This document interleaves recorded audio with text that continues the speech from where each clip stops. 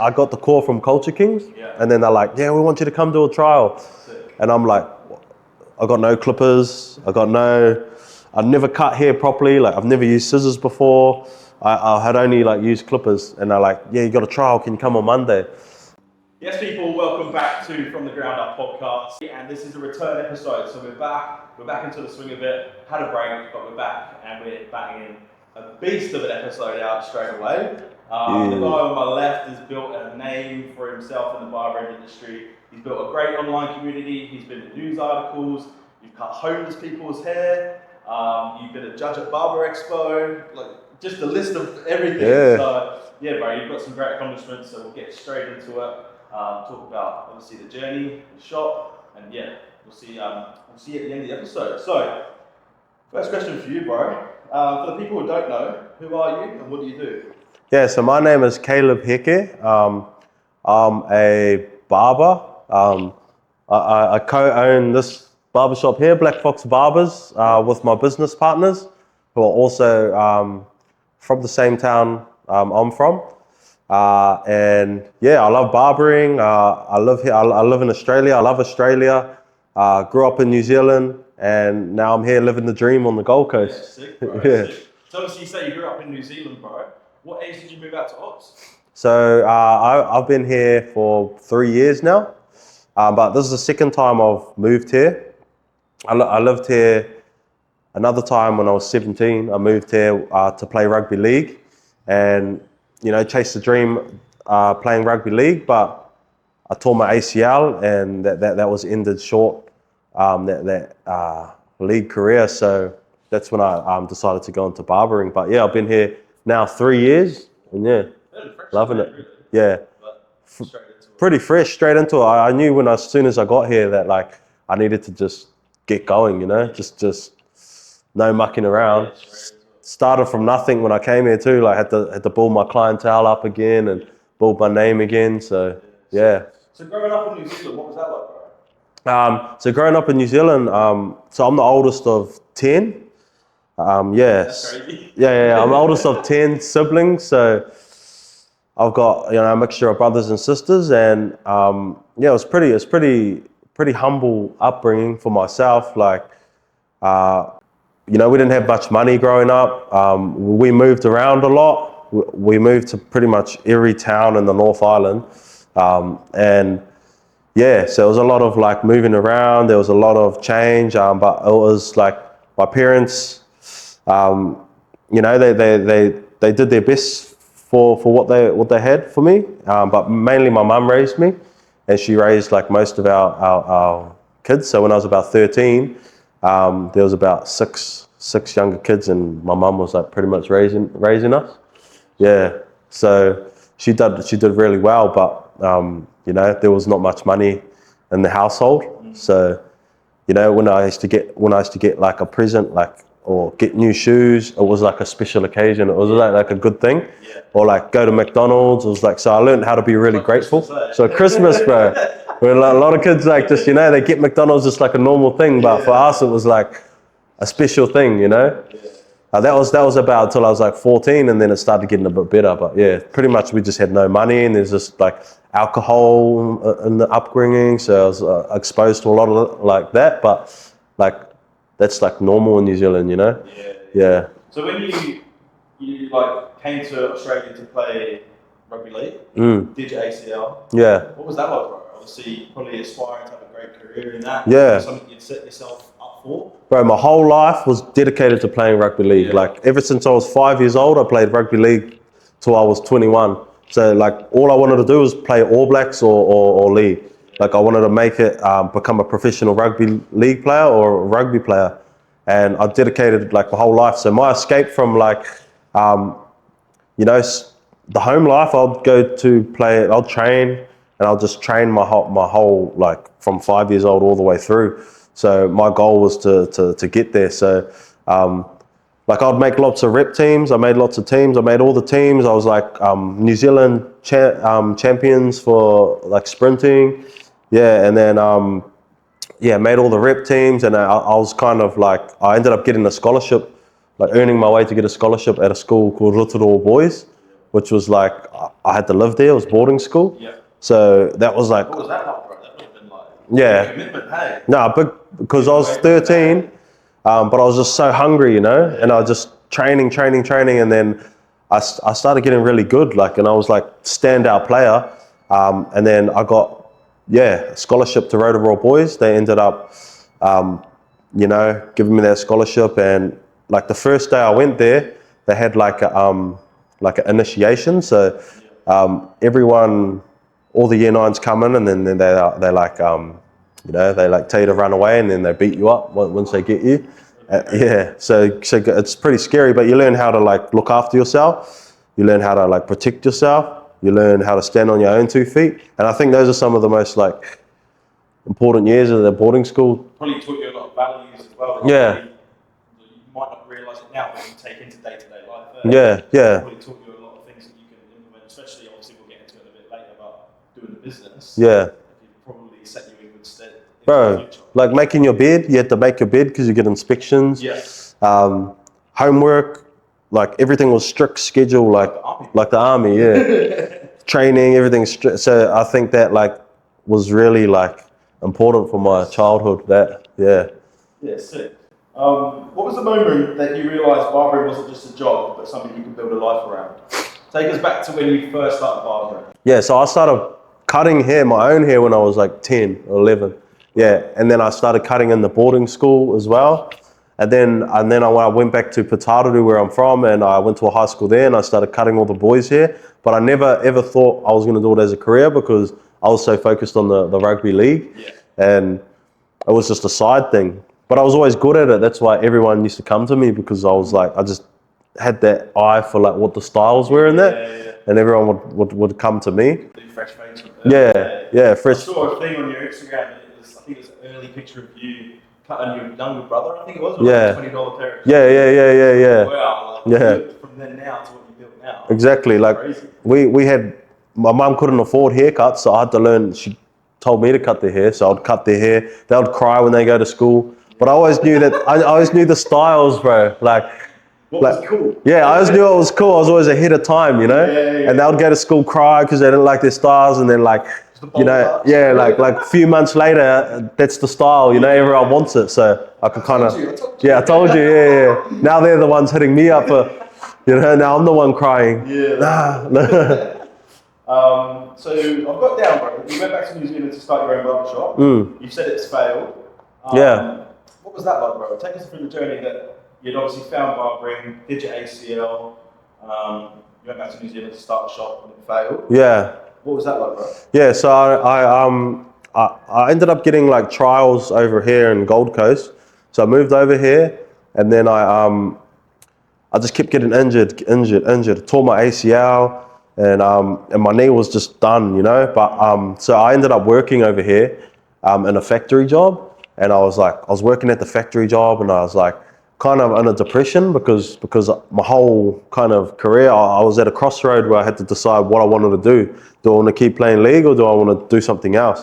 And I was working at this place, and it was like, for me, going there every day was like the most depressing thing ever. And I like worked there for a year, but I would go there and people just hated what they were doing. It was just depressing, and and I was depressed, but I rode it out for a year, but I was like pretty lost.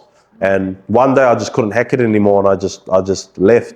I ended up leaving the place I was at, because I'd look around at the people that have been there for 50 years, and they're like, I just didn't want to go down that path. So I left one day, no job, nothing lined up. I was like looking through Seek, like for jobs. I was like, fuck, what can I do? Like, surely there's something. And then I seen a job pop up for a barber at Culture Kings. Yeah. Right. And then I applied, I didn't think nothing of it. And then I ended up getting another job, and I only lasted like one day, and I never went back. I was like, nah, fuck it. I can't do this. What was that doing? It was like some warehouse or something, packing boxes or something. Warehouse jobs. Yeah. There's something about that. Yeah, I was like, nah, I can't do it. So I ended up leaving, and then I got the call from Culture Kings. Yeah. And then they're like, yeah, we want you to come do a trial. Sick. And I'm like, I got no clippers. I never cut hair properly. Like, I've never used scissors before. I had only like used clippers, and they're like, yeah, you got a trial. Can you come on Monday? And it was Fraser. His name's Fraser. I actually still know him to this day. And he's like, yeah, come through.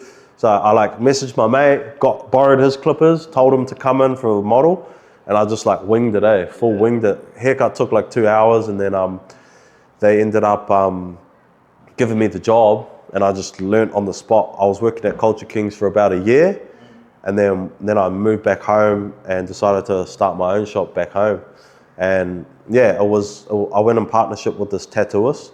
So I was trying other things too, like tattooing, DJing, and the shop didn't work, and it failed because I was like, I didn't know what I was doing. Like, I didn't know how to run a business. But at the time, I was reading lots of business books and listening to podcasts about business and stuff like that. But just trying to learn, bro, because I knew from that job that I hated that I don't want to work forever. I need to get a business mindset. So I just need to get stuck in.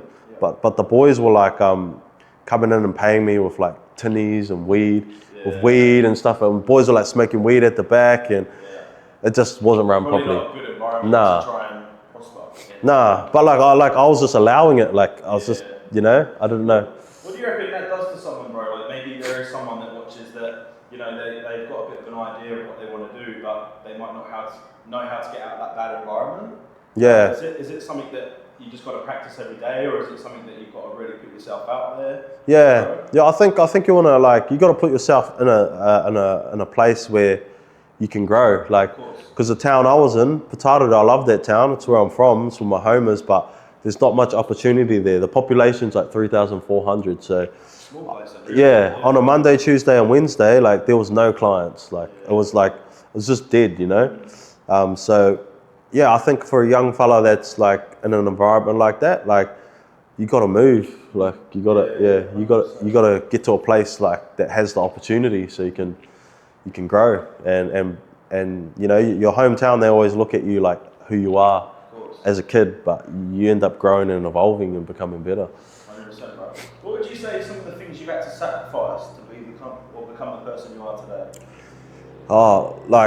Pretty much like a lot of fun and spare time. Like I didn't really want to read or listen to podcasts and stuff, but I like sacrificed a lot of time and to read books and I've sacrificed my family. Like right now I haven't seen my family in like 3 years, some of them. Sacrifice pretty much every day you gotta put towards work or your leisure time and your fun time just goes out, but it's for a better future. But it's just all a sacrifice, eh? Yeah. And that's the thing. Like I read a lot of good things, and they say, have fun now and pay the price later. Yeah. Or, pay the price now and have fun later. Yeah. It is a bit like that. It's like that, yeah. If you can work in the nicest sense, you can work your nuts off now. Yeah. And try and build a great future and. Try and become the best version of yourself. You can only carry that into the future. Yeah. You know what I mean? Yeah, and I've also had a lot of fun too, because I didn't want to sacrifice a lot and then get there and then realize I've wasted all that time as well. Yeah. So I would always have a lot of fun, but I think one thing I'd never do is I'd never not do the things I had to do. Like say if I go party or something, I'd always make sure I go to work that next day. Yeah. Maybe I sacrifice sleep. The sleep's what's getting sacrificed, but you don't let it ruin the progress. Exactly, yeah. What's one memory from your childhood that shaped you who you are today? Bro, I got the story. This is the story. So I think this is where my drive and my hunger came from. Because when I was younger, so the story is when I was younger, my cousin had come down from the holidays. And he was staying with us in Potato, and we were playing outside. Then my friend came over and he pulled up with his mum and he was like, Caleb, do you and your cousin want to come to the movies? And I was like, yeah, we'll come to the movies. So I ran inside with my cousin and all the adults were in there, my mum and that. And I was like, Mum, we're going to go to the movies. It's we need $20. And then my mum's like, I don't have $20, do you? Yeah, and I'm like, oh, nah. She's like, well, tell them you can't go. Yeah, and I ended up running out and I was like, I had to tell him. I was like, sorry, I can't come. We got no. So cheap up. Yeah. Sorry, we got no money. And then I walk back in and my cousin's like, oh, you're poor, like, you know, like he was angry when he couldn't go to the movies. Yeah. But that there stuck with me for ages. Like from that day, I knew I never wanted to like be poor. Like I knew it was not good to be poor, and I like put a fire in me to like go after it. What does that make you feel when you think about that story nowadays? Oh, it makes me feel like I still feel it. Like, you know, I still feel that like what I felt when it happened. Like it was so hurtful, you know, painful. It's just not a good thing that I wanted to be for the rest of my life, you know. That have been that kid that didn't have money or didn't have opportunities and stuff like that. But you just got to make it teaches you that no one's going to give it to you. You got to go get it yourself. So it's actually beneficial in the long run, because I got mates that were given everything and now they don't have much like drive and hunger as adults. Yeah. Yeah. So in the long run, it's been good. It's been beneficial. Yeah. Yeah, they say that like both kids are, you know, like born with a silver spoon in their mouth. Yeah. It really does, bro. Like especially when you're younger, and like I grew up with 4 other siblings as well, like all in mum's house. And Yeah. Yeah, like it does something to you, when Yeah. you're younger, and you can really, you know, try and build from what you're from, you know. Mate, let's talk about Black Fox. Yeah, sweet. So obviously you've got your barbershop. If anyone doesn't know, it's in Pimpamar on the Gold Coast. Sick place. Actually, first time being in it, right? It looks mean. So, how did this journey come about, Black Fox? Obviously, before this, you were working at Nightingale Barbers. Yep. That was with Joel. If you haven't seen episode 1 with Joel, go watch it. Great episode, great guy. What was the point where you wanted to sort of span out from being at Nightingales and potentially make your own space, bro? Yeah, so like actually prior to Nightingales, I was in Auckland. Wow. And I was working at Kirkwood's Barbers, and I was getting mentored there by the owner there, and he basically taught me everything I know now. Like he took me and he molded me and he shaped me into who I am. Like, and I'm really appreciative for him, because he it says, you know, object and emotion will remain in motion until acted upon by outside source. So that's like a science thing. I don't know who said that, but so say if you roll a ball, it's going to keep rolling until something else hits it, and that's what was me. I was like, go in this position, and he came down and changed me, put me on that direction, and then when I parted ways from there, I moved here. And I was just like fresh start. Like I was just like fresh start, clean slate. Gotcha. And I was hungry. I was like a Gold Coast. Like I just thought, no one was doing it. No one's doing it here. Like I want to do it. Like, yeah. And I met Joel and the boys, and then they gave me an opportunity to like, and I was able to like get my name out there a little bit, build a client base, and by the time I ended up leaving Nightingales, by the end of Nightingales, I had like built a pretty good name for myself. And so my business partners, Jesse and Riley, they're married. Jesse's from, we're from the same town, Potaradu. So that's a good thing though, right? Yeah, it's a good thing. Like we're not related directly, but we share my cousin is her niece, or something like that. Yeah. So our families are intertwined like that. Somewhere in the family tree. Yeah. And one day, like I'd like finished a big day at Nightingales, and then I got home and I was ready to go to sleep, and then they messaged me like, "Oh, can you come cut Riley's hair?" Jesse messaged me, "Can you come cut Riley's hair?" I was like, I didn't want to do it, but like I always try push. So I was like, yeah, I'll do it. So I like went over there, cut the hair, and it literally started just by a conversation. Like they were like, we're looking to, you know, like invest in different businesses, and like we see what you're doing, Caleb. Like, do you want to like open a barbershop? I was like, well, you don't need to tell me twice. Like, you give me an opportunity. I'm feeling, bro, in that moment. Like I'm just. Mind blown, eh? Oh well, I already know. Like, because I'm manifesting all of this. Like, so like I write down like all my goals, and I write it in present tense. I put vision boards and stuff. Cool. So to me, it's like it's already happening. Like it's already happened. I'm expecting it. Yeah. So when it comes, I'm like, obviously I'm like pretty stoked. Like I'm like, yeah, like it's just like. So I knew this was gonna happen. Yeah, I knew this was gonna happen. Like and like. put it out in the universe. Yeah, you put it in the universe, you write it down, and then when the opportunity comes, it's like, all right, here it is. Like, here's the universe. Yeah, the universe has given me what I've asked for, and now I'm like, yeah, let's do it. So from there, like, it was just a waiting game until this place like was built, because this is new. This whole thing is brand new. So 100%. That's yeah. a really cool place, right? Obviously, at the point you left Nightingales, how did you go depart in there? What was that like? Was it quite a smooth transition? Were them boys buzzing for you to go out and do your own thing? Yeah. Was there nerves as well? Because obviously it's totally new. You say you obviously like, and of course, bro, I believe 100%. You got to manifest these things to come out to the universe, but it doesn't make it not scary. In the moment, yeah. You do get a little bit of like scare, but like I'm just someone that like, if I'm gonna do it, I know I'm gonna give it my 100% all, and if it fails, like I know I'm gonna have to like, you know, I'm gonna fight until it works, you know. So like I kind of the transition was pretty easy. I was just open and honest with the boys. I was just like, so boys, like I've got this opportunity to open a shop here. I'm not gonna take any clients, or I'm not gonna like do it in any. I'm just gonna keep quiet, and when it opens, yeah, I'd love to have you guys there. And the boys were sweet, so I didn't want to cross any paths or like stand on any toes or anything. But I wanted to be open and honest. And then yeah, like I just knew I was just gonna kill it. Like I was just social media. You got social media. You got, and so leading up to it, I was doing a lot of marketing. So I went and cut Dustin Martin's hair, and I wore a Black Fox Barbers t-shirt. You know.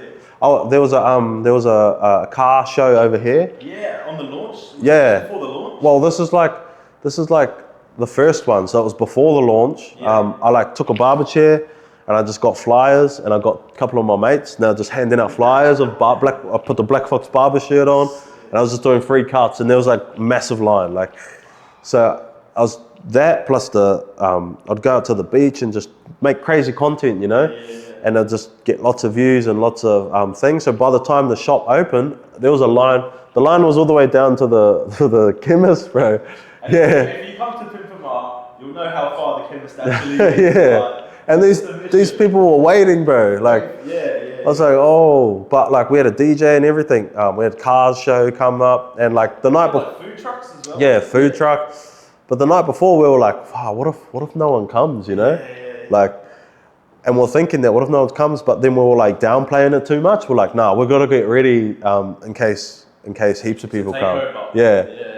And it ended up doing well. We got Hayes the Huntsman in there, who we sponsor as well. He came, he got a cart, and then we got like within a few weeks we had like heaps of NRL players come in, like, and then we just capitalizing on, and just capitalizing on every opportunity. Like, if someone comes in, like there's like a NRL player or something, like we'll give them free gears, free hats, get some photos, get some videos, post it up, make a big deal about it, and just maximize and squeeze the lemon out of every little opportunity we get. Yeah. What would you, obviously, for someone that's thinking about potentially starting their own business, or maybe has their own business that isn't as big as they want it to be, what impact would you say social media had on it, on building the brand and building the name? Bro, I reckon like a big chunk, big portion of it, most of it. Like me building that social media like momentum, and then leading into the opening of the shop, and then continuing that on. Like social media is the most powerful like marketing thing we could use, and it's free. And if you can learn how to like create engaging videos and videos that are going to get views, and you can sneak in like your business in there in a way that's like entertaining, and it's not, because most people will do like a salesy type thing straight away. But the way I like to do it is like I'll make it entertaining and just like have it in the shop or have a haircut in there. So it's like marketing, but it's not like in your face marketing. And bro, like in the last like 30 days, I've got like 4 million views from all my videos and stuff. So that's a lot of eyeballs, you know.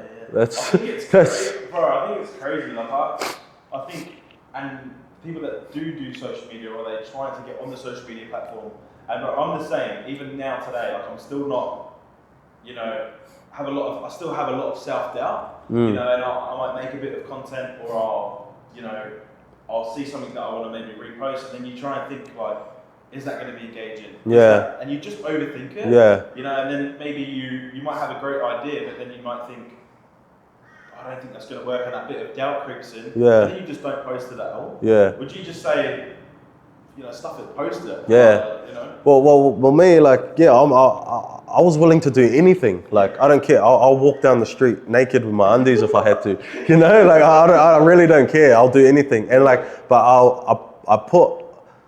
I overcome that early. I think you got to overcome that early. Like, you know, your friends and family, what they think of you, like that, like embarrassing little thing. Like, when I was younger, I would like make videos and stuff, and then I kind of overcame that early, and I was just willing to do anything. Hey, it's always the best content. It's always the videos you don't think will do well that always do well. As well, like I did a podcast with the boys at 310 Autosports. They own a workshop up Brizzyways, and bro, like some of the content on there, like, it's just such a simple idea. It gets like 150, 200,000 views, and you're just like, it's such a basic thing. I know. But they love it, bro.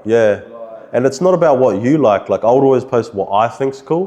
But it's not about, my mentor told me that, he said, Caleb, it's not about what you want. It's about what the people want. You know, it's about what actually works.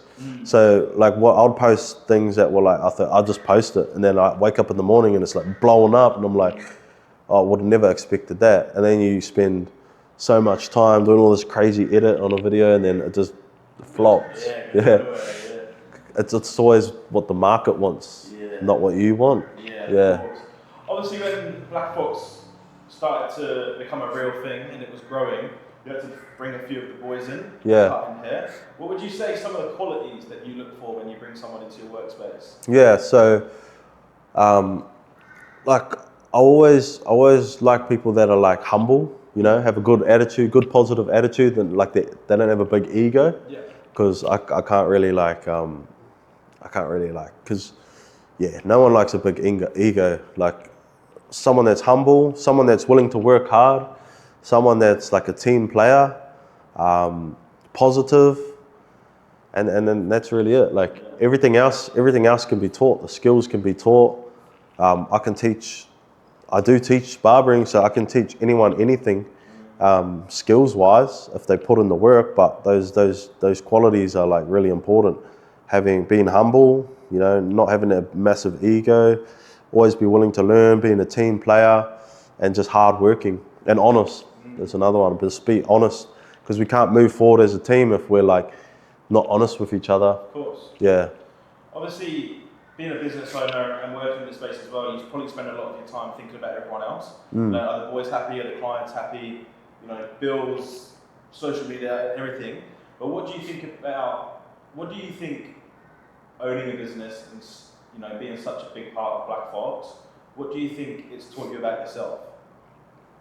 It's taught me, well, you quickly learn your defects and your flaws, because it all comes to light. Like you can't, like, say if I went out partying with my mates, I'll wake up the next day hungover, and like the business is like, we're open 7 days, you know, we're open every single day, so it's not going to stop. It's not going to stop. So stuff's going to say. So then you got to realize, okay, I've got to like work on that, and then, but it teaches me. It's basically taught me how to like be the ultimate most humble. Like, you got to pretty much put yourself last. Like, for me, I'm like always thinking about other people. Like, I'm thinking about, like, I don't think the boys work for me. I think I work for them. I'm trying to make them happy. I'm trying to improve their development.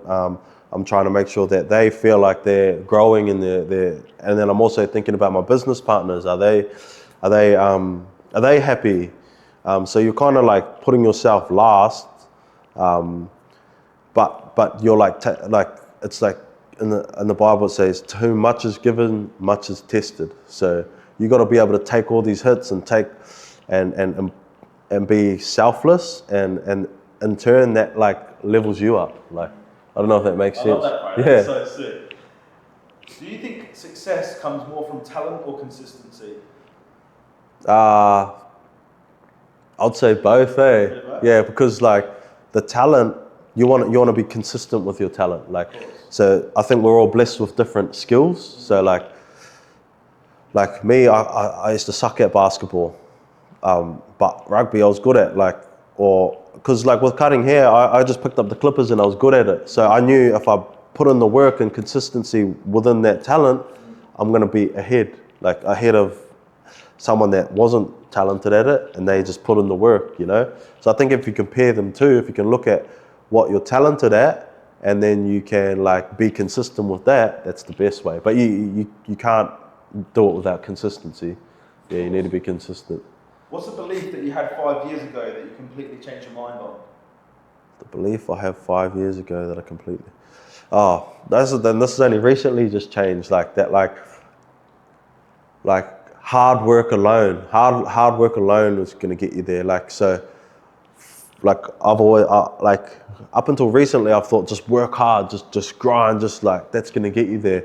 But that working so hard, for example, I'd work 7 days or 6 days, and then over a period of like a month or 2 months my performance starts dropping within that, and then you're actually not effective at the end of that. So like now I've kind of like winded it back a bit, and like now I'm more like, I'm not doing as much, but I'm like a bit more consistent, and like I'm getting more out of the time that I am working, and I'm actually getting further ahead by doing that. Yeah, it's almost like less is more. Yeah. Yeah, it's like you've stripped it back to what you really need to focus on. Yeah.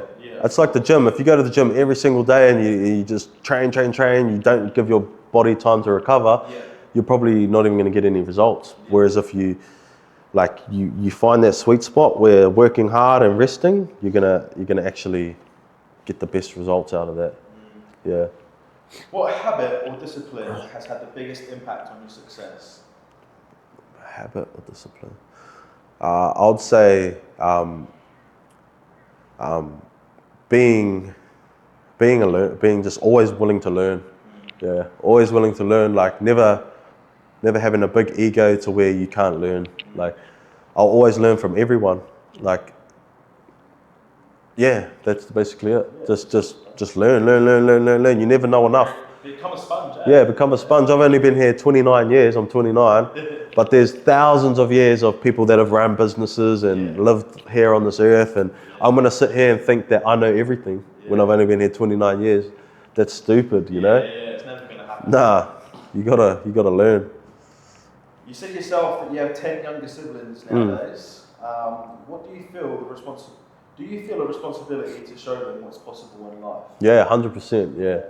I feel like as the oldest sibling, I just want to show them like you can do it. Like and it's like I don't even have to like. I just want to do it myself so that they can say, oh, like we came from the same place, and they can go, if he can do it, like, fuck, what could I do? Like, so 100%. Yeah, I've got that big responsibility to do that. Like I don't have kids or anything like that because I'm still going towards trying to show them, my family, what's possible. Yeah, for sure. Yeah. And you've cut some pretty big names like music artists, rappers, celebrities, sports athletes. You know, how do you go from being a barber and on the Gold Coast there's probably hundreds, if not thousands of barbers. Yeah.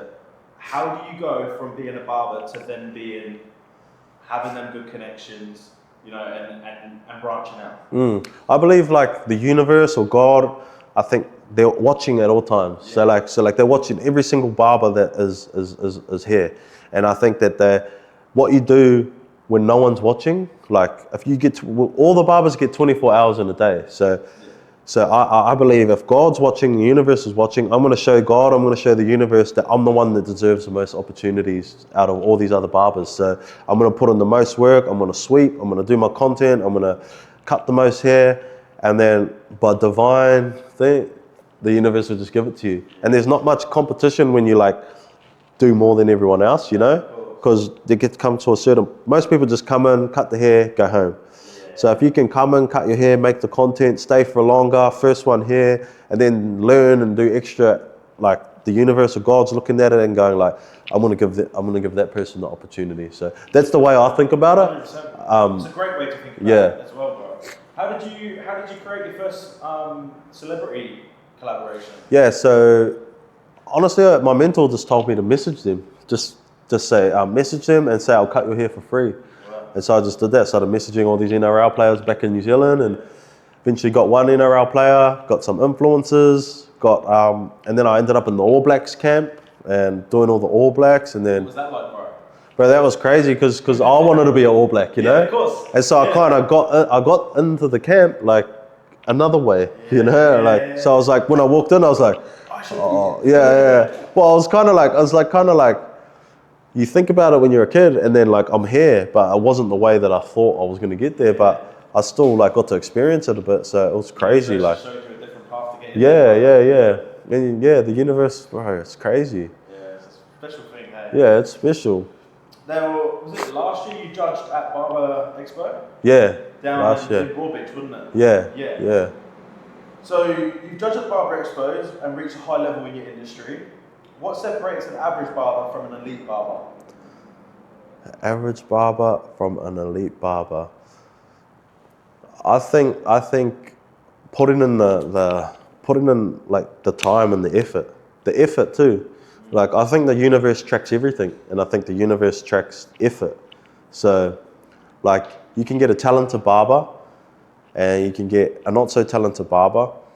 If that talented barber isn't putting in the effort, and he is putting in the effort, it's only a matter of time before the barber putting in the effort is just gonna surpass them. And if you do that consistently over a long period of time, you just keep stacking to the point where you're just like, no one can deny you because you'll put in the work and you'll put in the effort. So, yeah. What's the biggest mistake you see young barbers making trying to build a career? Biggest mistake young barbers try to make building their career. I think like a lot of barbers come in thinking that this is like a industry you can just come in and chill and cut hair and it's like you can go on your phone but it's still a business and it's still a profession and it's still a service and it's still people are paying you. So I think where barbers muck up is they just too cruisy, like way too cruisy. You got to treat this like it's any other business. You got to treat it like it's like, you know, when a client comes in, you want to be professional and you want to have good customer service and you want to greet them and be professional. And I think that the younger generation, or some of them, like, they just lack that professionalism. Yeah. 100%. If you could change one thing about the barbering industry, what would it be and why? I'll probably have more regulation around the like certificates and stuff like that. Yeah, because anyone can just be a barber. Like you could just work here tomorrow and nothing. Like there's no. Yeah. So I think if there was more regulation around the like certificates and getting qualified and like level system, then it would cut out a lot of the crap barbers.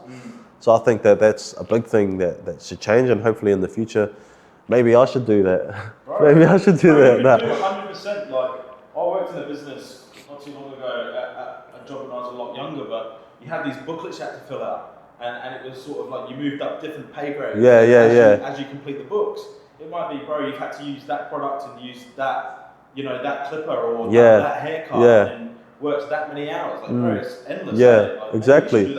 Yeah, like there's apprenticeships, but there's no real incentive to do an apprenticeship. Like you get your certificate, but it doesn't even like, what do you do with that? Like, so like, and like you're on less pay. So most barbers were like, why would I go on less pay to do an apprenticeship to get a paper that doesn't even like, I could still get a job anyway. Yeah. So there's no real like, there's no regulation around that. So that's actually really cool. What's something you know now that you wish you could tell your 18-year-old self? Probably just I don't know. I think I did everything right, eh? Yeah. I think I like. It's good, these moments. Yeah, they are. Like, if I could tell, like, I think one thing is just relax. Like, but then if I had to relax, maybe I wouldn't have been as like urgent to like make it happen or read as many books or. So I don't know. I think I'm on the right path right now. I feel like I'm on the right path. I just got to be patient. So I'd probably tell them, just be patient. You know, keep doing as you're doing, but everything's gonna work out fine. Yeah.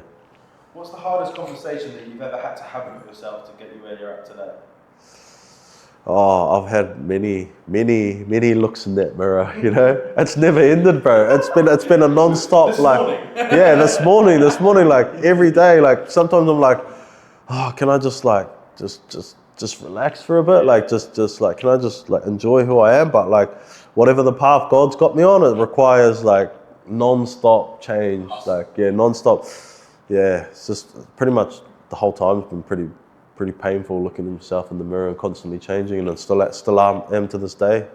Yeah. What keeps you motivated when the motivation, maybe low on some of the days on the early starts, and you're like, oh, I'm going to do it today, or you must have them days. Yeah. But what's that thing that in your mind that clicks and you go, get rid of them thoughts. Yeah. Let's go today. Yeah, I think like remembering your why. Like your why, I know my why. Like my why is I want to be able to give my family opportunities that they wouldn't have had otherwise. Like, so I want to be able to put myself in a position where I can take my mum around the world, or I can give my family opportunities and take them places, or buy them stuff, or and then also remembering that I've got a young team here that are hungry, and they look up to me, and they're young in their career, and they're looking for someone to guide them, and looking for someone to invest in them and mentor them to get them to where they want to get to in their career. So when it's hard, I just remember that, and like it does get hard. Like more days than not, it's hard. But do you ever feel yourself getting burnt out? Bro, I've just been burnt out. Like right now, I'm burnt out. Like I'm sick right now at the moment, and I'm getting sick more often because ever since the shop opened, I've just been working the whole time, like just grinding the whole time, and like I find myself now, it's been like 14, 15 months since we've been open, and I'm finding myself now getting burnt out, and like I kind of like taking a step back, just get myself right, because if you're not right, you can't be a good leader. That's what I noticed. If I'm starting to like drop off as a leader, then the team doesn't do so well, and then it all just goes down. So I'm starting to take that time for myself to just like make sure I'm all right. Go to the gym, have a little like recovery day, or like, but I need a holiday soon. Yeah. But we've got our key point. I'll go. I don't know, bro. I want to go. Go back home or somewhere different? Yeah, but I'll probably go. I want to go back home, and then I will go somewhere different, and I'll probably just be by myself, to be honest. Just somewhere buzzy, not Bali, somewhere else. Thailand. Yeah. I don't know. So, if you could only keep one thing, your skill, your reputation, or your mindset, which one would you keep and why? My mindset. Yeah. Because my mindset has got me here. Like, my mindset got me the skill. My mindset got me the reputation. Yeah. And bro, I was trying heaps of different things. Like I tried social media marketing, and this was way before social media was like big. I'd go around to different businesses and like go in there and try to pitch them, set up a meeting, pitch them on why they need social media, why they should pay me $3,000 a month to do it. But this is ages ago. Like social media, they didn't believe in it. Yeah, they're like, it was like, nah. I used to do DJing. Like I'd go around to DJ at different parties. I'd set up my own parties in my hometown, tattooing, bro, heaps of stuff. Just trying everything, and that's all from my mindset. Like just willing to try anything to get myself in a better position. Yeah. What's one moment in your journey that almost broke you but made you stronger? Oh, bro. It's a hard one. It's a hard one. There's been a few key times. The one was my ACL. Like when I tore my ACL, I tore my knee. That was the first big one because it was the first time my whole world and my whole goal and my whole just came shattered, come crumbling down. Yeah, it just rocks your world, and that's when I realized there's a path. There might be a path for you. Like I think there's something higher that is in control of all of this. Like, and then also one of my best mates passed away a couple of years back, and I was over here in Australia. Everyone was back in New Zealand. That was just like right before we were opening this business and stuff. And then like breakups with girlfriends, like, bro. Right now, it's just nothing really phases me now. Like, it just keep on. Yeah, it's just armor. Like, it's just. So, you know, you go through those. Like, it's probably helped you, bro, because what someone else that maybe hasn't gone through them experiences and hasn't dealt with that grief or that being away from family and all of that stuff, maybe that person that hasn't dealt with that might have a problem today that they think's huge. Yeah. And you'll probably look at the same problem and be like, yeah, it's nothing. Yeah, it's hard for me to like relate to some people or like have empathy for people. Yeah. Like right before we opened the shop, my best mate died, and then my granddad died straight after that. This is like while we're getting this ready. I had a break. My girlfriend broke up with me, like, and this is all right before this shop, and then the shop opened. And then the shop's just open, like. Did you have to kind of put that It's like shit. stuff on one side, or? Yeah, I was just like. Just thinking about it No, I'm just like, because my mindset's so like, I want to prove you, like, I don't know. I just use it as fuel. Like, everything's fuel. We're all gonna die anyway. Like, you know. 100%. That's the worst that can happen. Yeah. We're all gonna die anyway. So. Yeah. I want to do a bit of rapid fire, bro. So this is a bit of a mix of questions. They're short questions, or maybe questions that I put up on my Instagram and people have wanted me to ask you. Yeah, sweet. So I'll do a bit of rapid fire. Just quick answers. Quick answers. If you want to dive into the answer, dive into the answer. All right, rapid fire. The funniest excuse a client's given you for being late. Funniest. Ooh, you're gonna get me thinking on these ones. Eh? Funniest excuse a client's given me for being late. I don't know. Eh? No, I can't think. What's one thing about the barber industry outsiders don't understand? I think that like on the inside, we don't really like care about like haircuts too much. Yeah. Like, but when you come in for a haircut, like it's everything like this. But when we cut it, it's just like. I don't know if that makes sense. Yeah. Like we don't really like think about it too much, but the clients do. Like you know, because you're so involved in it. Yeah. Favorite haircut you've ever done? Favorite haircut. Oh, like probably my favorite haircut was just like cutting it, like the bro Carlos Olberg just cutting his hair a couple of months back, because I was cutting his hair back in New Zealand before he was like UFC champ. Then he became UFC champ, and then he came over here with the belt, and he told me to come. He's like, come cut my hair, and I went. Saw that picture of you with your belt. I went in there, and he's like, got the belt, and I'm like, oh, like, wow, kill the man, G. So that was like. How did you feel, bro, when you put that belt on? Bro, I was like, bro, you're the champ, G. Like, what the fuck? He's like, no, you're the champ. Yeah, he's like, yeah. I'm like, bro, he's like, there it is, there's the belt. Like, oh, like, opened it up, I'm like, oh, chuck it on, like, yeah. Walking around like Conor McGregor, eh? Like, yeah. Oh, God. Yeah. What's the worst haircut you've ever done? Worst haircut? Oh, I've given people like bowl patches and that. Like Early days. clipper over comb. Yeah, like halfway through, like. Oh, actually, bro, there's one time, bro, this guy, he asked for a 1 to a 0, a 0 to a 1.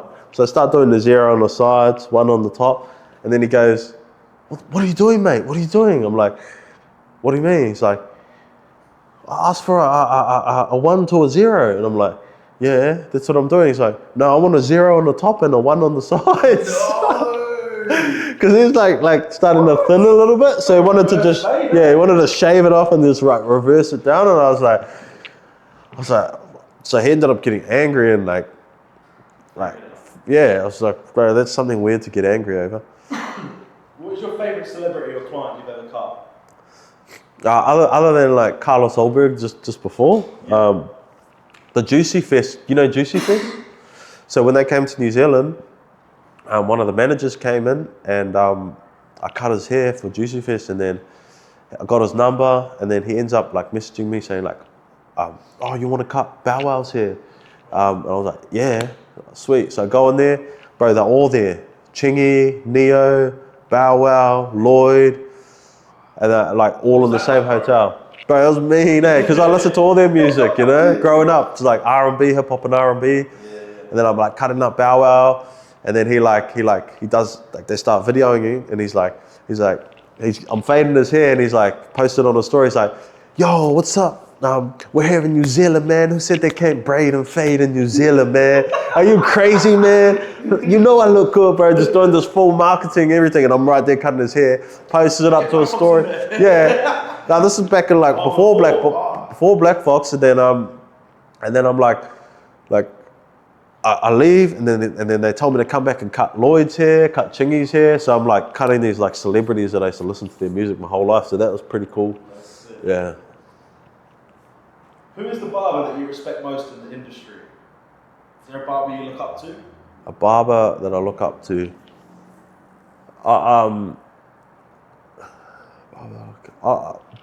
Chris Bossio.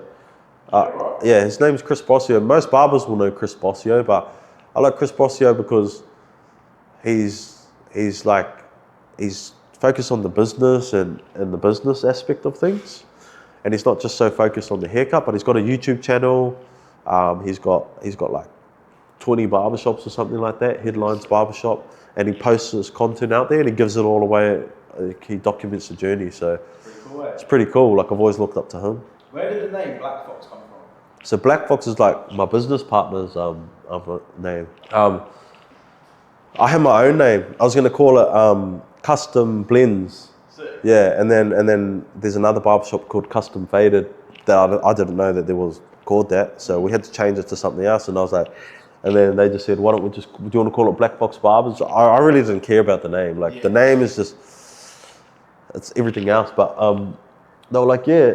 I was like, yeah, hard. So that actually this is my cousin's Black Fox concreting company is the same name as this. Oh, wow. Yeah, they got concreting, they got excavations, they got like construction, all construction, yeah. So that's why, like, as well, like have it. It's more their name. So like, I wanted to make sure that we kept that reputation going. So this is more for the barbers watching. What equipment do you use? Equipment I use. But recently I've been using a brand called Matsui. Okay. So they're a new brand, and how you been finding them, bro? bro, good, because they look good, they sound good, they cut well, and they're good for the content. So yeah, I've been using the Matsui brand. Bit of a final question. You built a lot of relationships through your journey. If you could choose the next person I sit down with on From the Ground Up podcast, someone whose story you think needs to be heard, who would it be and why? Ooh. Okay, I got a good one for you. So my mate Nateo, it's probably not like, I could probably think of some other people, but I think Nateo, you'll do a really good podcast with him. Yeah. He's doing well on the social media. He's doing skits and videos and stuff, but he helped us build our website. He's doing AI, he's doing interviews on the street, and he's blown up, and he's in the Gold Coast here too. So I think he'll do a good one with you. Yeah, Nateo. Yeah, bro. Sick. Thanks for sitting down, bro. Nah, thanks for having me on, bro. That's like my first podcast. Thanks for inviting me in the shop and getting on and telling your story a bit. Nah, that's all good. All right, people. That was Caleb's story at Black Fox Barbers in Invermar. Repping the merch as always. So if you love the episode and you love the barbering content, make sure to comment, like, subscribe, share, all that stuff. Hit us up in the comments below, and if you want to jump on an episode, DM me as well. So, peace. Peace.